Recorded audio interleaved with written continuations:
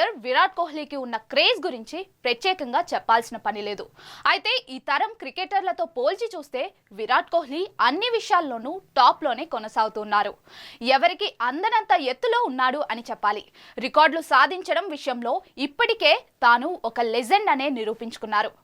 ఎంతో మంది legendary cricketers సాధించిన రికార్డులను అతి తక్కువ సమయంలోనే బద్దలు కొట్టి తన పేరిట రికార్డులను లిఖించుకున్నారు.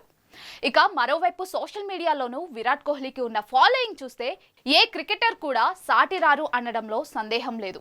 అయితే ఇక ఇంత క్రేజ్ ఉన్న తర్వాత కోహ్లీ గురించి ఏ చిన్న విషయం సోషల్ మీడియాలోకి వచ్చినా అది తెగ హాట్ టాపిక్ గా మారిపోతూ ఉంటుంది.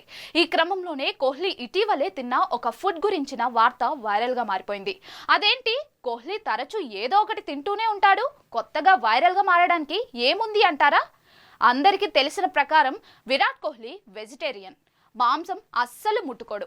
తన డైట్లో కూడా మాంసం లేని ప్రోటీన్ ఫుడ్ ఉండేలా చూసుకుంటాడు. అలాంటి కోహ్లీ ఇటీవలే వెజిటేరియన్ అంటూ అబద్ధం చెప్పాడని ఫ్యాన్స్ ఆగ్రహం వ్యక్తం చేస్తున్నారు. ఎందుకంటే అతను ఇటీవల ఇన్స్టా స్టోరీలో మాక్ చికెన్ టిక్కాను పోస్ట్ చేయడంతో శాకాహారి అని అబద్ధం చెప్పి కోహ్లీ చికెన్ తినడం ఏంటి అని అభిమానులు షాక్ అవుతున్నారు. అయితే నిజానికి కోహ్లీ తింటున్నది మాంసాహారం కాదు, సోయాతో ఈ వంటకాన్ని తయారు చేస్తారు. అది అచ్చం చూడటానికి చికెన్ టిక్కాలానే ఉంటుంది, పూర్తిగా శాకాహారమే. ఇక రుచి కూడా చికెన్ టిక్కాలానే ఉంటుందట.